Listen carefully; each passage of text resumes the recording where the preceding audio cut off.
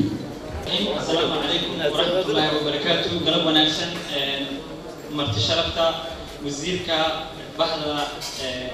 دلنيرada cidda ku dhawaaqista amase launchingka chapterka Soomaaliya ururka caalamiga ee Global Youth Innovation Network oo galabta ka dhacaysa hotelkan Shamo waxa sharaf weyn noo ah inaan nagala soo qayb gashaan mas'uuliyiin kaga mahadcelinayna waqtigiina qaaliga ee aad soo siiseen xafladda hadduu Allah awood loo ogolaado xafladeena waxaanu sameyn doonaa waa inaan dhammaan maaragtay mas'uuliyiinta inta hadda kale inay waqtiga aad u ilaaliyaan sidoo kale waxaan hadda ay yihiin baa nidaamka nala dhowraan anagu uga mahadcelinayna qaabka wanaagsan iyo xushmada leh ee hadda ugu fadhiyaan aan daahnay sidoo kale waxaan u mahadcelinayaa bahda saxaafadda oo ayagana ka soo qayb galay ka socda qaybaha kala duwan ee saxaafadda iyo waliba fanka iyo oo nimaawelinaya ururka dhammaantiin aad ayaad mahadsantihiin xafladeena ayaa iminka furan doonaa mar kale ayuu idin leeyahay Global Youth Innovation Network chapterka Soomaaliya soo dhawaada waxaan xafladda ku furan doonaa ayadaha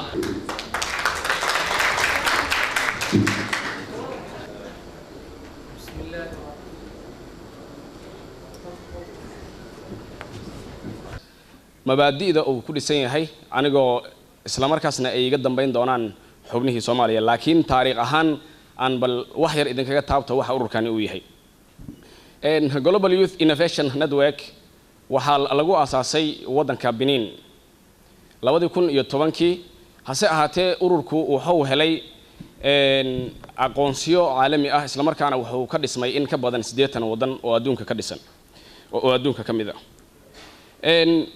runtii aniga waxaan ahay shakhsiga ugu horeeyay ee fikirkaas qaatay Global Youth Innovation Network in Soomaaliya uu keeno maantana waxaan ku faraxsanahay maantana waxa ilaahay wax looga mahad celiyaa in dhalinyarada halkaan fadhisa iyo kuwa badan oo maanta u suurtagali weysay inay soo xaadiraan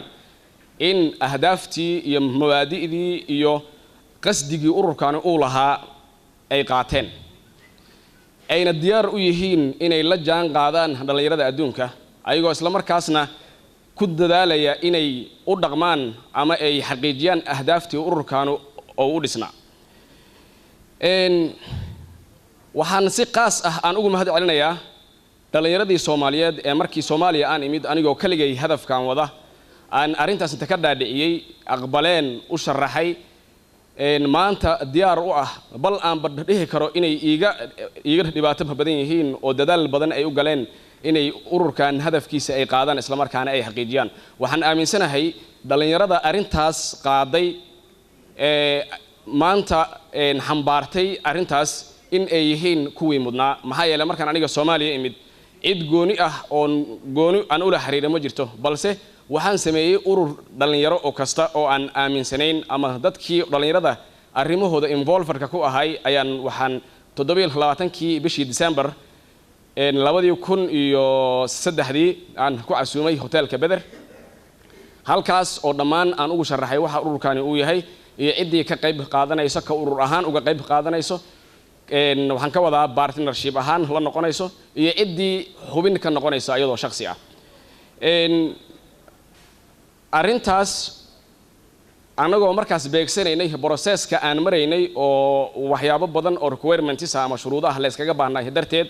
waxay qaadatay ilaa maanta inaan xaqiijino in jabtarkii aan marno shuruudihii loogu talagalay si loo laanji gareeyo waxaan mar labaad iyo mar saddexaad aan u mahad celinayaa dhalinyaradii hadafkaas qaaday gaar ahaan gudiyada oo ka kooban yahay jabtarka Soomaaliya sida executive-ka iyo kuwa loo yaqaano YAG ama Youth Advisory Group tiimamka kale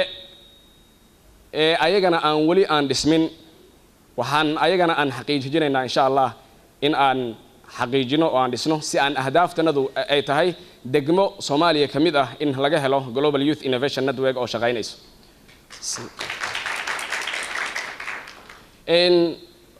waxaan ugu talagalay in ururkan waxa uu yahay iyo waxa uu qaban doono ay iiga dambayso laba qof oo ururka kamid ah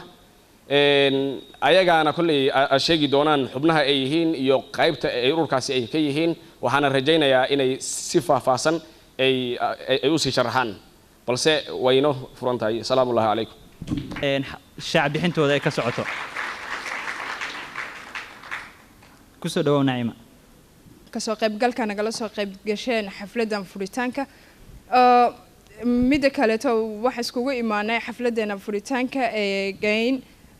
Global Youth Innovation Network xafladan ayaa ah mid isheeg aan ku furan doono maxaa la yiraahdaa ujeedada ururkan loo aasaasay ururkan waxa la aasaasay kadib kulankii Beder wuxuuna hadafkiisu yahay in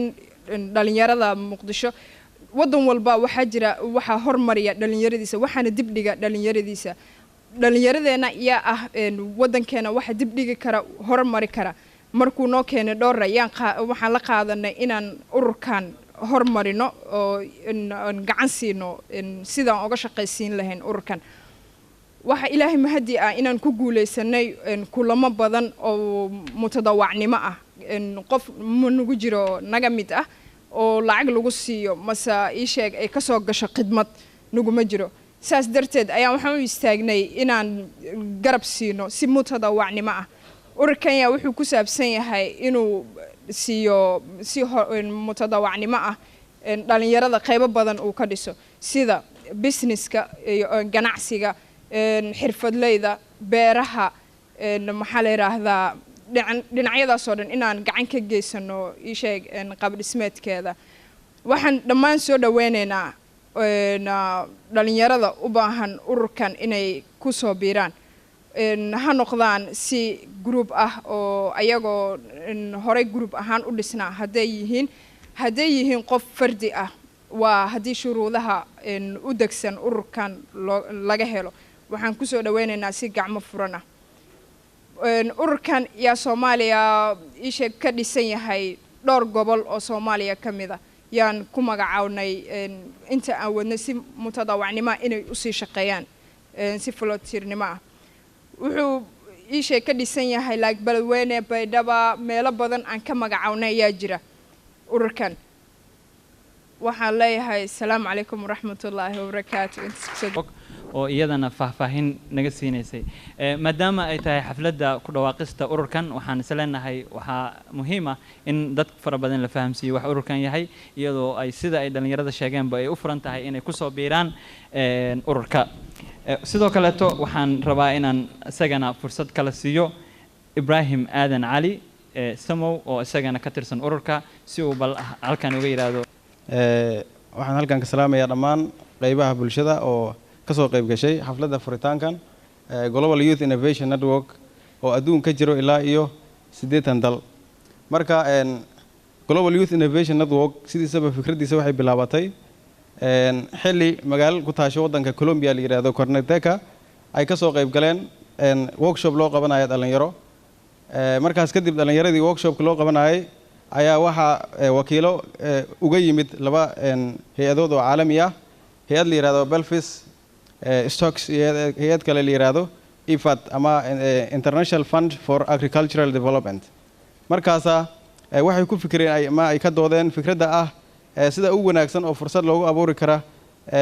la isuguna xiri kara dhalinyarada faqriga ah iyo kuwa sidoo kale oo jooga baadiyada oo isugu jira lab iyo dhadig oo fursad la'aanta markaas waxay soo saareen fikraddan ah in oo nidaam oo dhalinyaro adduunka laga hirgeliyo markaas ayay sameeyeen ama ay hirgeliyeen nidaamkan marka nidaamkan la yiraahdo Global Youth Innovation Network si rasmi ah waxa loogu dhawaaqay 1 April sanadkii 2011 marka waxyaabaha uu xoog saaro uu ka shaqeeyay waxay tahay waxa la yiraahdaa interest oo laga wado macnaha si accountability ah trust in is aaminaad in sidoo kale macnaha la xoojiyo empowerment loo sameeyo dhalinyarada lab iyo dhadiga in la heshiismeeyo sidoo kale kalsooni in meesha lagu abuuro marka sida asxaabta igu horeysay ay tilmaameen His Excellency Mr. Mohamed Hashi Dore waxa jira barnaamij la yiraahdo YAG ama Youth Advisory Group Youth Advisory Group kaas waxa uu ka samaysan yahay ilaa iyo 12 qof 12 kaas waxa ay sameeyaan mid iyaga kamid ah ay iska soo dhax saaraan si asi madaxa ugu noqdo si macnaha coordinator hawsha Global Youth Innovation Network na si rasmi ay ugu socoto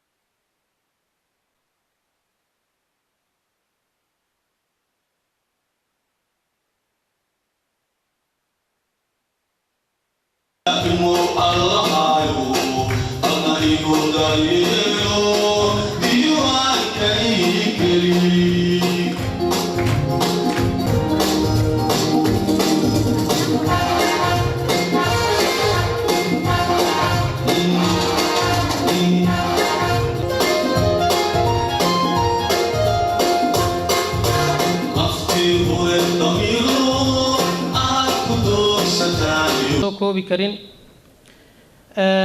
dhanka kalena waxay runtii iga siinaysaa marka historyga dhalinyaradeenna Soomaaliyeed aad maanta eegtid waxay siinaysaa murugo aad u weyn marka waxaanu ku jirnaa dhaylaylama dhan markaad eegtid waxaanu ku jirnaa nolol alxamdulillah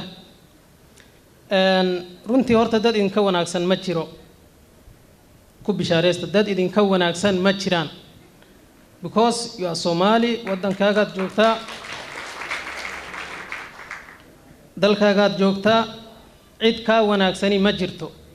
qof walba oo dhalinyaro ah waa inuu iska dhaadhiciyaa arrinkaas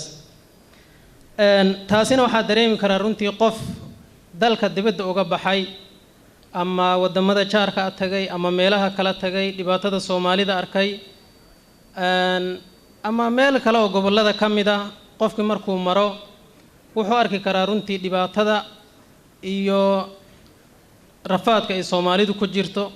ee sidaan adduunka ka nahay guud ahaan gaar ahaan dhibaatada haysata dhalinyarada lama soo koobi karo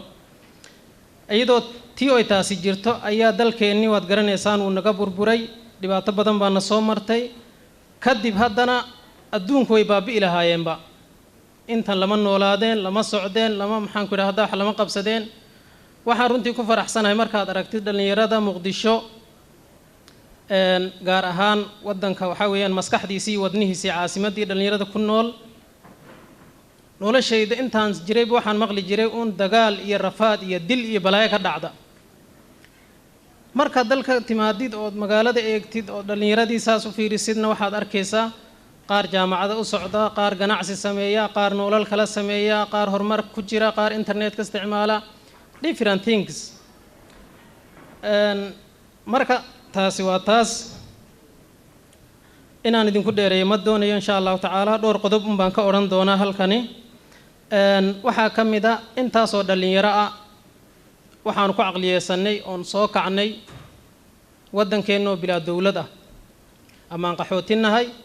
ama aan meelaha kala joogno ama waddanka dhexdiisa aan ku bahdilannahay unbaanu ku soo kacnay hal su-aaloo keliyaan idin weydiinayaa marka dhallinyaro haddaanu nahay maanta emotionalna ka dhigina su-aashaan idin weydiinaya waxaa weeyaan adigii burbur baad ku soo kortay ku soo barbaartay dowlad maadan arag wax horumara wax bangi dowladeedoo shaqeeya wasiirka dad baaba la yaabanoo leh wasiir baa fadhiya waaban la yaabannahayba dadka qaar ma bayna aragba waayo waddanka siduu u burburay nin walba qabiilkiisii iyo reerkiisii iyo dagaalkuu ku jiraa laakiin dowlad iyo system maynaan arag marka su-aashaydu waxay tahay waxaanu maanta ku barbaarnay oo ku qaangaarnay bilaa dowlad ma waxaanu doonaynaa in ciyaalka iyaguna ay ku qaangaarhaan burburka taas waa ina qof walba isweydiiyaa inan iyo inan ama wiil iyo gabarh maanta meesha fadhiya waa inuu isweydiiyaa war dalkii wuu burburay adigii waxaad ku soo kortay dowlad la-aan ma waxaad doonaysaa ilmaha aad dhali doonto inuu noqdo mid ku soo koro burburka aad ku soo jirtay miinis ma jirtid weeye adduunka markaad eegtid waddamada hore u maray waxaa hore u maraya dhallinyaradiisa waxaa go-aan ka gaara dhallinyaradiisa waxaa siyaasadaha iyo baarlamaanka iyo meel walba ku jira waa dhallinyaro marka maxaanu doonaynaa waxaanu doonaynaa waa inaan isweydiinaa dhallinyaradu marka runtii anoo aada ugu mahadnaqaya Global Youth Innovation Network xafladan ay maanta noo qabatay inaan kaga faa'iideysano ah dhallinyaroy aan wax isku tarno dhallinyaradu shaqo ma haystaan waa inaad u ka fikirtaa sidaad shaqo u abuuran lahayd waddankeenna wasiirka nala jooga ee gobol ka mid a min maxaan ku idhaahdaa raas kamboon ilaa raas caseer inta badan waan maray anu dhulkan soomaalida meel aanay wax ka bixin ma jirto xitaa baradhaa ka baxda dalkeenna markaad eegtid marka biyahooga la qaaday oo la ogaaday baradhaa xataa ka baxda wax walbay ka baxaan qamadi baa ka baxa mana beeranno soomaaliya waxaa la leeyahay dadkii waa shaqo la-aan anoo soo koobaya marka waxaan u baahannahay dhallinyarada in shaqa loo abuuro in protectionkooda la ilaaliyo in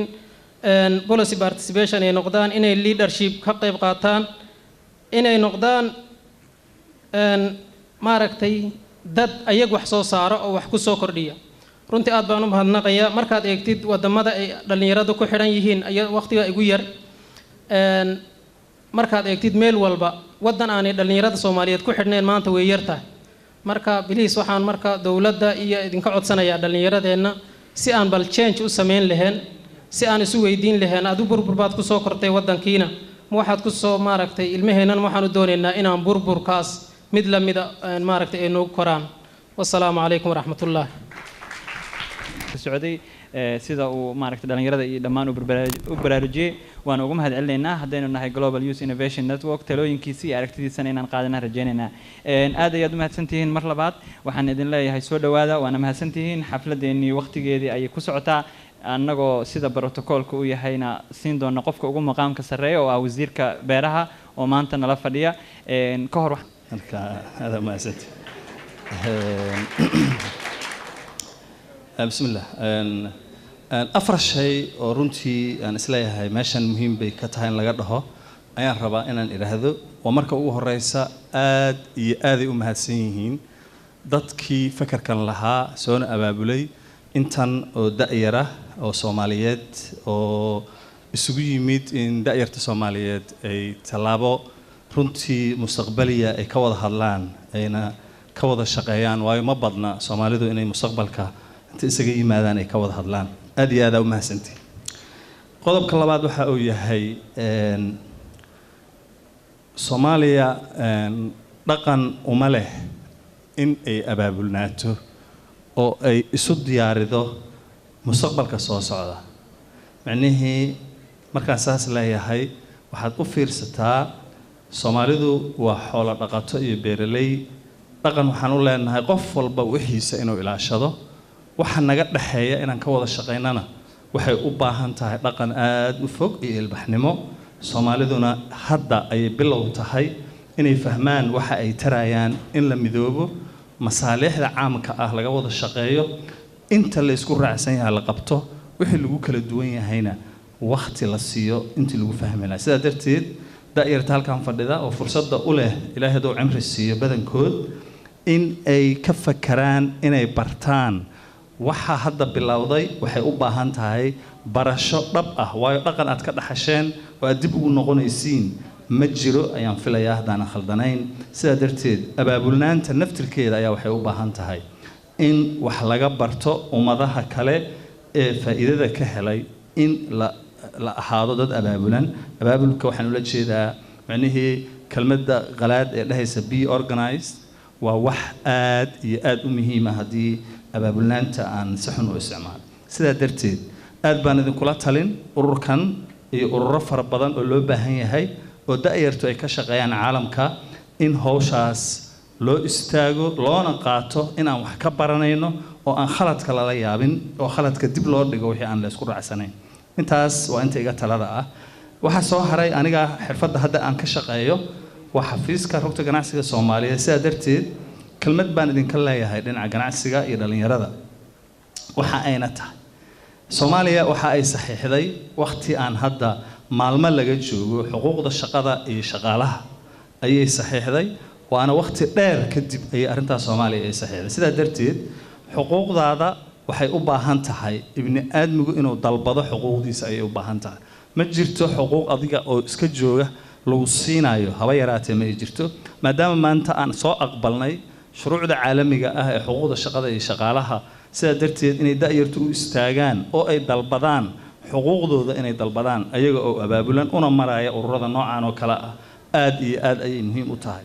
waxa soo haray oo kambaniyada Soomaaliyeed ee loo shaqeeyo oo kulli anigu aan kamid ah mas'uuliyiinta xafiisyadooda laga maamulo jooga kambanigu Soomaaliya u fiirsada kambaniyadu wali dhaqan shaqo ma leh waxay ku soo shacab bixin ayaga dhan waqti dagaal ay ku soo shacab bixin kambaniyada Soomaaliya ka jira sida darteed waxay kaliftay inay shaqaaleeyaan dad ay yaqaanaan ama ay isku gobol ka yimaadeen ama ay daris yihiin ama ay qaraabo yihiin sababta ku kaliftana waxa ay ahayd dhibaatada ka jirtay amni xumo ee wadanka sida darteed in loo talaabsado waa talaabada sada talaabo ka duwan sidee lagu gaari inay marka kambaniyadu shaqaaleeyaan qofka ay shaqada u baahan tahay shaqada waxa la siiyaa qofka ay shaqada u baahan tahay sida darteed anigu waxaan leeyahay waa in lagu dadaalo ishana lagu hayo kambaniga shaqaaleynaya Soomaali kala duwan kambaniga shaqaaleynaya sida isha loogu hayn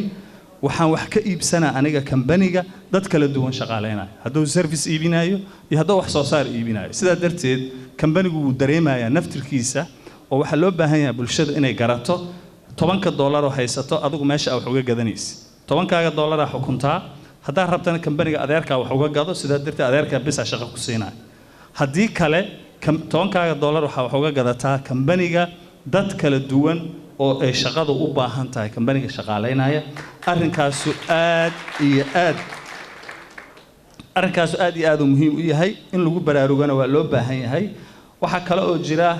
Soomaaliya jaamacadaha waxa ka soo baxaya amaba dadka naga maqan ee qurbaha ku maqan jaamacadaha waxa ka soo baxaya gabdho ayaa u badan boqolkiiba 70 jaamacad kamid ah wadankan ka shaqeynayay boqolkiiba 70 dadka jaamacadaha aan ka sugayn inay ka soo qalin jabiyaan gabdho daayar ay u badan yihiin wadankan hadaa tagtid goobaha shaqadana shaqooyinka inta badan waxa hela ragga sababtu maxay tahay sababtu waxay tahay waa laba qodob mid waxay ka socotaa dhaqanka Soomaalida oo gabadha Soomaaliyeed kulli iyadoo islaamka laga tarjumayo gabadha Soomaaliyeed xuquuq ay lahayd lagu duudsiinayo waxaan islaamku una qabin waayo gabadha ay takhtarad noqoto ama macallin noqoto ama lawyer noqoto inay shaqeyn weyso wax looma barin sidaa darteed waa in ay shaqeyso way gabadha xaggay ka imaanaysaa marka gabdhaha masadaqa shaqada loo siin waxba ha ka iibsanina kambariga aan gabdha shaqaaleyn waxba ha ka gadanin very simple haddaadan adiga waxba ka gadanin waayo gabdha ma shaqaalaysid ma aha baryo inuu shaqada kugu siina waa haddaad abaabulan tihiin sidaa darteed aad iyo aad ay u muhiim u tahay waxba ha ka gadanin ciddii aan adiga shaqo ku siinin mahadsanidin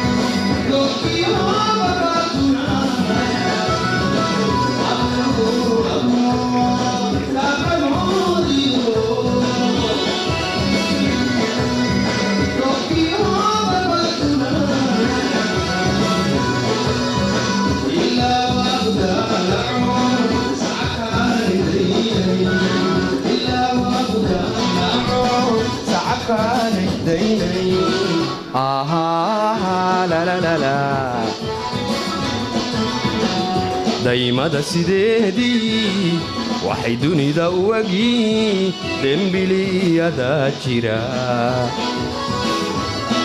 la la la daymada jaleecada marka aan ku daawado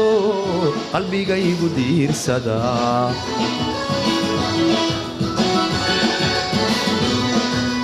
dadna adugu qurux badaanay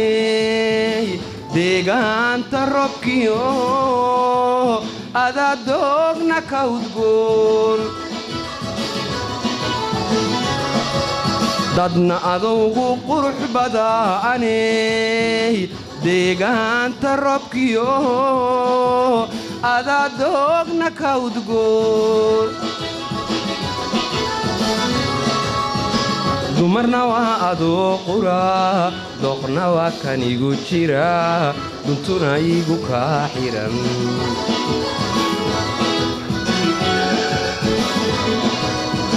dumarna waa adoo qura doqna waa kan igu jira duntuna igu kaa xiran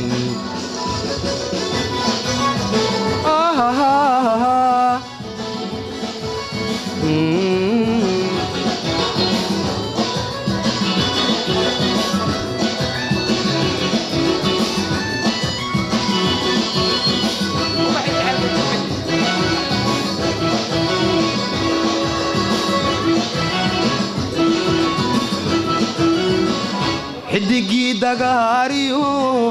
dayaxiyo cadceedo darisoo gantaalaha dacallada ka baxa iyo diilima iska hor yimi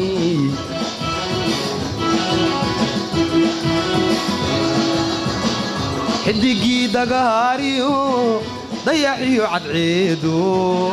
darisoo gantaalaha dacallada ka baxa iyo diilima iska hor yimi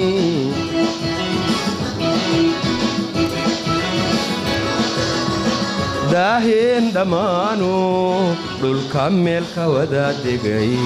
oo dabiya luulkiyo midabkooda dahabka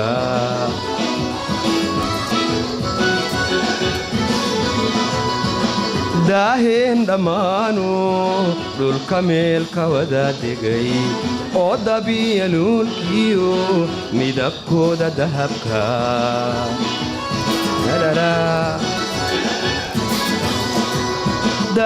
daawaystay maalmo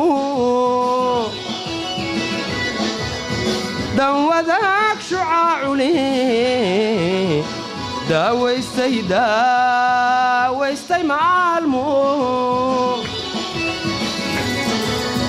dan wadaag shucaacule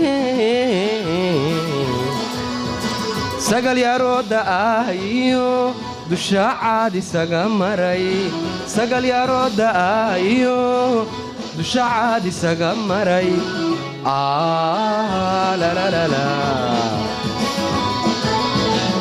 daymada sideedii waxay dunida u egyiin dembiliyada jira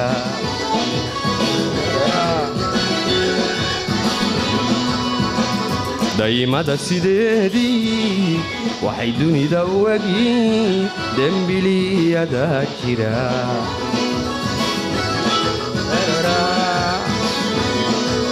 dadna adugu qurux badaaney deegaanta roobkiyo adadoogna ka udgoon dadna adugu qurux badaaney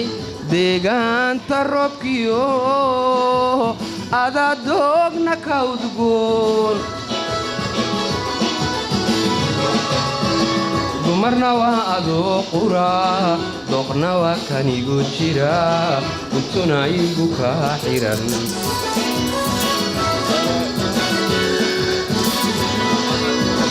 dumarna waa adoo qura dooqna waa kanigu jira untuna igu kaa xiran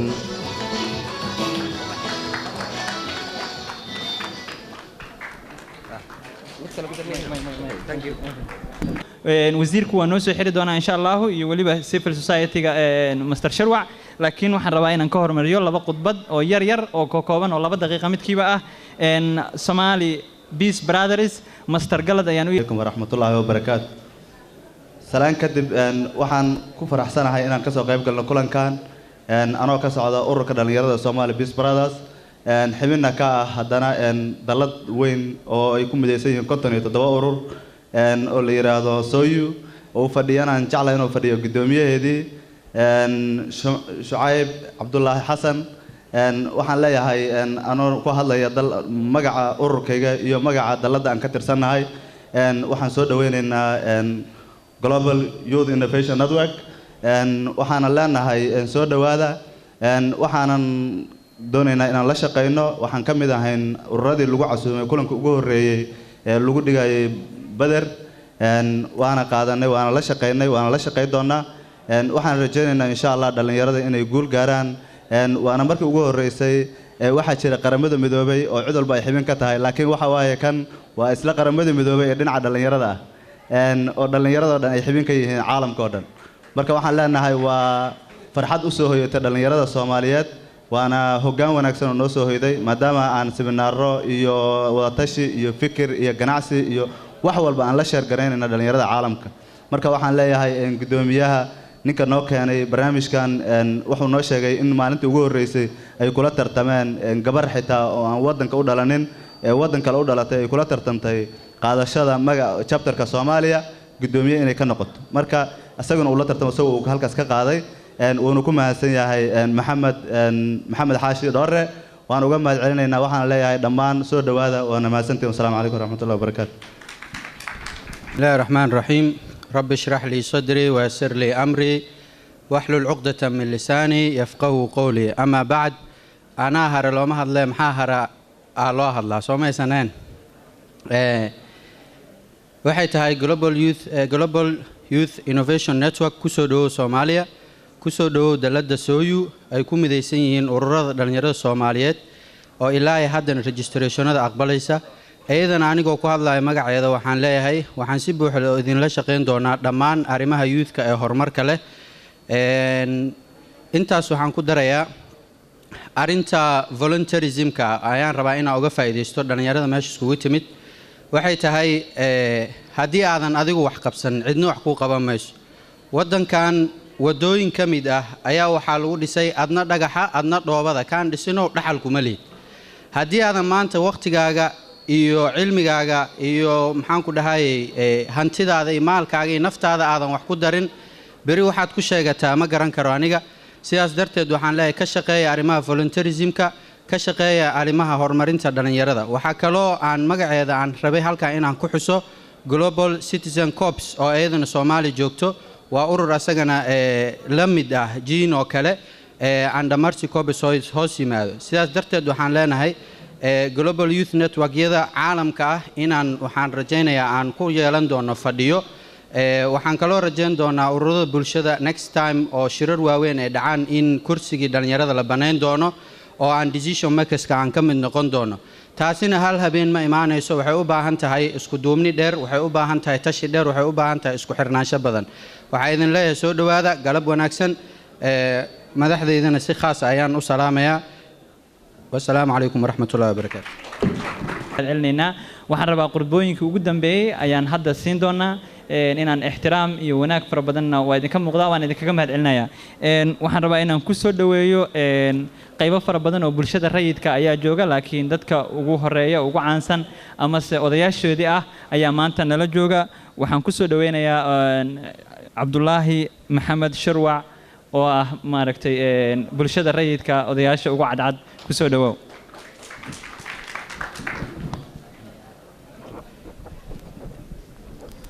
بسم الله الرحمن الرحيم. وزارة بيرها صاحبكي وهذا دلنيرة نقونا حسن ديمبل محوها يو دورة بروفيسور دورة وآدي آذان وجماعة علينا هذا الكيس قيمة لها. وحنو ملاينا يا إن وقت عريري هاي لبا الرماد يرير مر وحواي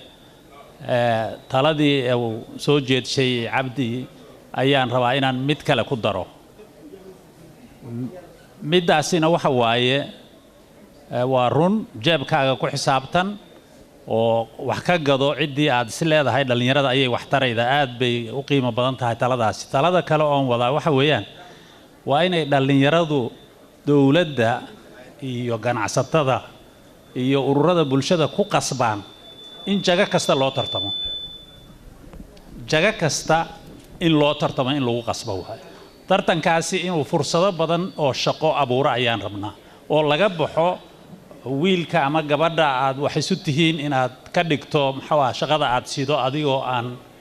cid kale fursad siinin. taa waan ku talinayaa. midda kale oo aan ku talinayaa waxa waaye anigu bulshada rayidka odayaasheeda iyo hooyooyinkoodan ka mid ahay waa run waay, laakiin waxaan madax u ahay hay'ad la yiraahdo jilayaasha aan dawliga ahayn ee koonfurta iyo bartamaha Soomaaliya. 60 hay-adood oo ay ugu tun weyn tahay maxaa ahay rugta ganacsiga Soomaaliyeed ayaa ku jira. booska dhalinyaradu ka banaan yahay ama in yar baa ku jirta. marka waxaan ururkan iyo ururada halkan joogaba ku casuumaynaa sanadkan 10 urur baa la qaadanaya oo daladaas ka mid noqonayda. marka 10kaas 5 haweenka iskale 5 dhalinyarada leh sanadkan. marka aad iyo aad ayaad u mahadsantihiin. Global Innovation Network-na waan soo dhaweynaynaa sida ay dhalinyaradii hore u yiraahdeen. waxaynu idin leenahay inaad wax cusub ku soo dartaan. dardaarankeygu waxa waaye hees waxaa jirta Allah u naxariistay Maxamed Saleebaan oo qaado. dabcan anigu codkiisa mali mana ku qaadayo, laakiin hees magaceedu waxa waaye dhalinyaro haddaan ahay sharaftayda dooqale waxaan ii dhammaynayn ha ii soo dhaweynin. marka dhalinyarada Soomaaliyeed uma qaadanto xaaladda jirta xagga nabadgelyada iyo xagga horumarkaba. marka taana ajendayaasha koowaad ha lagu daro. waddanka in nabad lagu soo dabaalo, dhalinyaraduna ay yaambada iyo buriskaba ay qaadato. anigu berigii aan dhalinyarada ahay wasiirkuna dhalinyaro ayuu ahaa kacaanaan ahayn waxa waddanka dhisanna qayb weyn ayaanu ka dhisnay marka waa sidii ninkii dhalinyarada iga horreeyay oo sooyda madaxda u ahaa uu yiri dhoobadii iyo dhagaxiiba adinka idin sugayaan waana mahadsantihiin salaamu calaykum waraxmatullaahi wabarakaatu dan markaan fiiriyo waxaan rabay wasiirka ayaan sacab badan u rabay hase ahaatee inta badan gacanta xalway ku haystaan marka wax yar inaan u kaadiyo iyo waxaan ka fakarayay inaan idhaahdo waxaan rabaa inaan soo dhaweeyo xafladana isla markaasi uu noo soo xiri doono wasiirka hase ahaatee waxaan rabaa mar kale inaan idinkaga mahadceliyo imaashihiina qaabka wanaagsan iyo sharaftiina oo imaateen iyo ururada kala duwan ee ka soo qayb galay dhaqaatiirta hooyooyinka bulshada rayidka haweenka saxaafadda ururada ardayda jaamacadaha dhammaantiin waad mahadsantihiin waxaan si kale weyn ugu mahadcelinayaa hay-adda Somalia Agency for International Development Safid oo iyadana xafladani hooseyn doono oo kaliya aayadaha Quraanka Kariimka oo aan marka horena ku furanay si aan u ilaalino waxaana si weyn mar labaad iyo mar saddexaad ugu mahadcelinaynaa ganacsatada qaybaha kala duwan ee ka socda ee maanta nagala jooga Xasan Dembel Sharwac rugta ganacsiga Master Dore iyo dhammaan qaybaha kale ee maanta ka soo qayb galay xafladan oo aan u mahadcelinaynaa bahda saxaafadda oo iyagana waqti badan galiyay isla markaana aad u sameeyayna waan u mahadcelinaynaa waxaan si weyn ugu mahadcelinaynaa madadaaladii iyo heesihii wadaniga ahaa maxaan ku idhaahdaa Somali Peace Band ay noo sameeyeen sidoo kale mahadcelintana waxaan siinaynaa hotelkan oo noo sameeyay soo dhaweynta iyo agaasinka dhammaantiin waad mahadsantihiin waxaan suganaaba waa wasiirka wasaaradda beeraha dowladda Soomaaliya Master Cabdi Axmed Baafo ku soo dhawow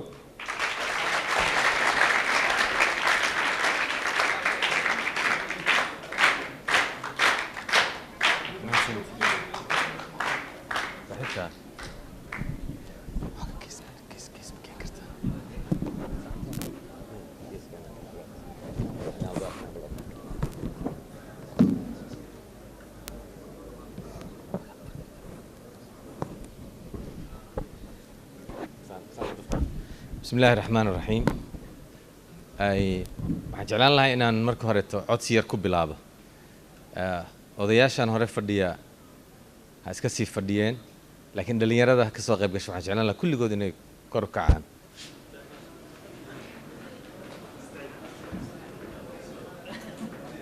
xoogaan waa la reebi la'yahay ma jeedaan marka odayaasha horta ha fariisteen marka horeeto anoo fariisteen intiina kaleeto waxaan rabaa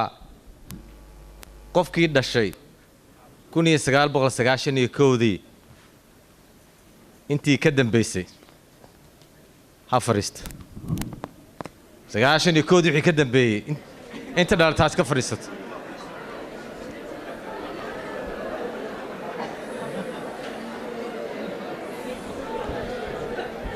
في عين والله أنا ما حصلها وحيرة استغنى دونا مارته صار مارته لكن مع الآن أقول فرح سنة أي ماشي راح صوب حيادات أركتان قبلي واو فريستين مجدا مركان فير إنه ثانيو لما كونية تضبطي وحي كدم بي واحد مودي سيور رضا bulshada rayidka ah inay sii yaraanayeen waxa sii yaraanaya waxay ahaayeen kuwa hawlaha ka wada dalka gudihiisa hawlaha gargaarka hawlaha dib u dhiska ka wada waxaad moodaa dhinaca kale inay soo kordhayeen ururada dhalinyarada iyo isku xirkooda kelimadda isku xirka waxaan u adeegsanaa network waxaa jiray qolo la yiraahdo inxa haddaa xusuusataan ma aqaan yaa xusuusta inxa yaa yaqaan wale yaa inxa waa la yaqaan wala jirtaa yaa ka jooga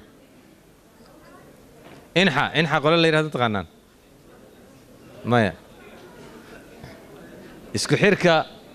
nabadda iyo xuquuqda aadanaha inxa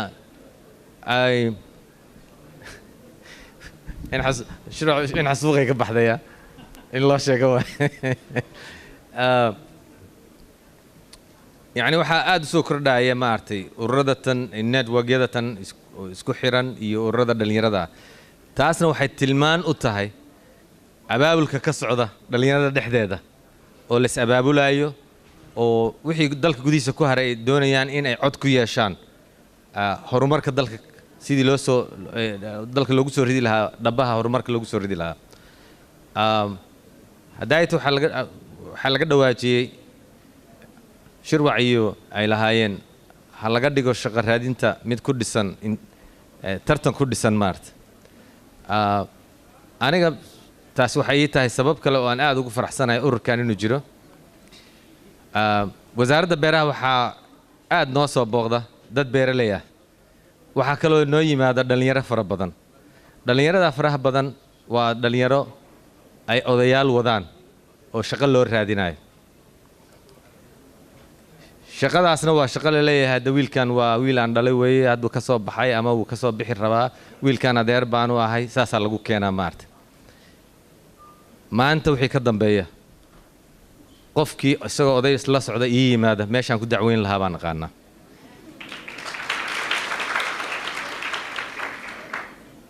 nidaamka haddii ururkan networkan uu yahay ama isku xirkan uu yahay isku xirkii innovationka waa wax cusub sidii loo dhalin lahaa soo maahan innovation waa in wax cusub aa dhalsaa shaqo raadinta xitaa waa inay noqotaa shaqo raadin cusub inay noqoto maarta kulligeenna aan qayb ka qaadanno cadaalad sidii loo heli lahaa cadaaladana maxay ku dhisan tahay hadday jaga bannaanaato in la dalbo hadday jaga bannaanaato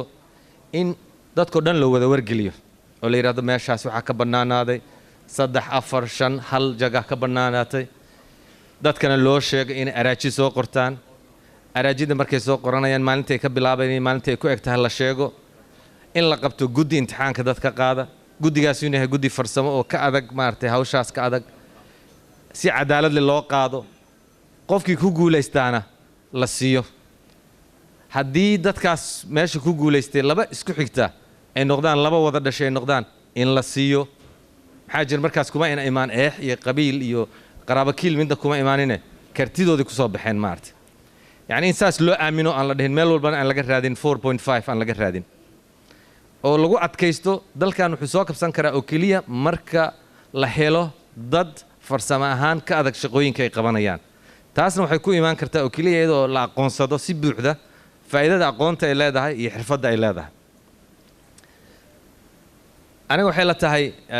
waa arrin aad loogu farxo maantay intiinaan inaad meesha wada joogtaan dalkan 20 sano u dambeysay waxaa aad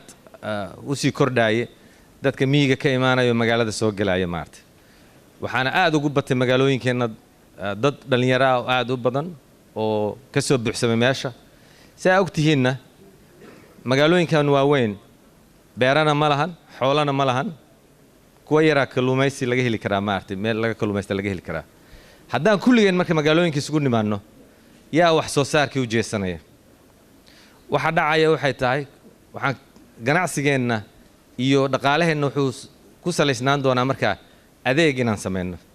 adeeggan waa midka dhaliyey meel walba in hotel laga furo in laga furo baar laga furo meel biyo laga cabo waa wada service waxaa meesha ka maqan wax soo saarkii baa ka maqan wax soo saarkiina wuxuu jiraa bannaankuu jiraa intiisa badan waxaa aad loogu baahan yahay markaa dhalinyarada inay u jeesato xaggii wax soo saarka mushkilad kaloo soo baxday waxay tahay waxaa aad loogu dadaalay hadda waxbarashada in la xoojiyo oo waxaa furan jaamacado ciiddaa ka badan xamar oo keliya waxaa la ii sheegay ilaa iyo 33 jaamacadood inay ka furan yihiin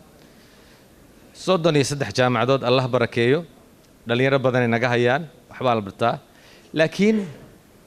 yacni carees ciise lixdameeyadii wuxuu la yaabay soomaalidu la yaabay oo kulligood wada rabaan dowladda inay wada shaqeeyaan markaasuu yidhi dowlad wada karraani ah dunidaba ma joogto duni kulligeed wada jaamici ah adduunyada ma jirto maarta qof kasta wuxuu rabaa jaamacad inuu galo mushkiladda kaloo taalla waxay tahay jaamacadda marka laga soo baxana shaqo lama hayo imise hadda gacanta kor ha u taagtaba inta jaamacad ka soo baxday oo dhammaysa okay inta shaqaysa gacanta kor ha u taagto oo jaamacad ka soo baxda fiican okay waa fiicantiin dejiya inta jaamici ah oo aan shaqo haysan gacanta kor ha u taageen waxaad garanaysaa marka waa يعني hooyada ay aabaha markay intaas kugu soo dadaalaan kula soo tacaalaan jaamacad markaad ka soo baxday inaad canjeeradii aabaha iyo hooyada aad ku soo noqoto oo aad meesha fariisato xogaa laga fiican yahay Soomaa mishkiladan haysata hadda damcado maxaan ku raahdaa dhismo badanaa socda wadankan xirfad lama laha waxaad oranaysaa ACE dajiyaad oranaysaa isagoo saa u kala jeedaad u imaanaysaa maarta xataa conceptiga straight ka xitaa lama haysto waxaan leeyahay dhalinyarada ayna u qaadanin aqoonta iyo horumarka inay ku jirto oo kaliya jaamacad farsamada waxay qayb ka tahay horumarinta dhaqaalaha horta hal la qadariyo qofna yuusan u qaadan inuusan qiimo yeelanaynin ilaa inuu jaamacad gala ma ahan waxyaabaha u baahan in maxaan ku radaa I think network ganito dooda uu furi karo innovation laga keeni karo inay tahay guud ahaanna waxaan dhihi lahaa ay dalkan haddeertaan uu soo kabsanayaa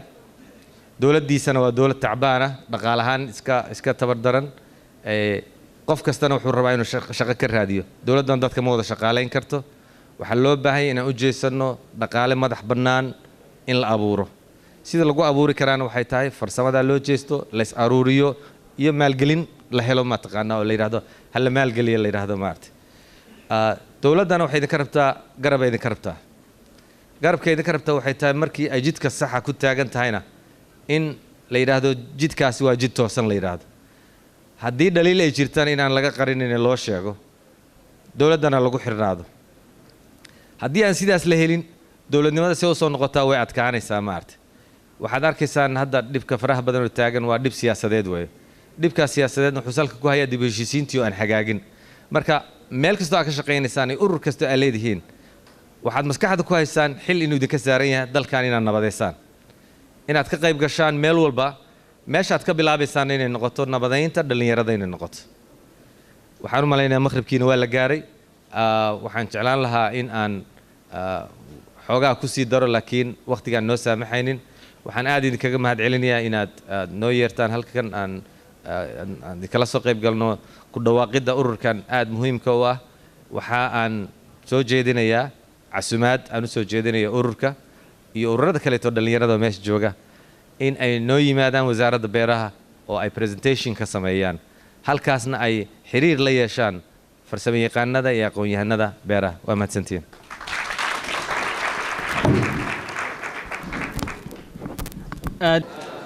barnaamijkan daafurka xafladda Global Youth Innovation Network ee Jin loo soo gaabiyo isla markaana dhalinyaradu ay ku qabteen Hotel Shamo ayaa ahayd xaflad si weyn loo soo agaasimay oo sida aad ka muuqatayba ahayd mid abaabulkeedu aad u sareeyay Axmed Cabdiraxmaan Xuseen Cable TV Muqdisho xafladda lagu daafurayay Global Youth Innovation Network oo Jin loo yaqaan ayaa ahayd xaflad aad loo soo agaasimay isla markaana si weyn uga soo qayb galay mas'uuliyiin sarsare iyo bulshada qaybaheeda kala duwan gaar ahaan dhalinyaradu Axmed Cabdiraxmaan Xuseen Cable TV Muqdisho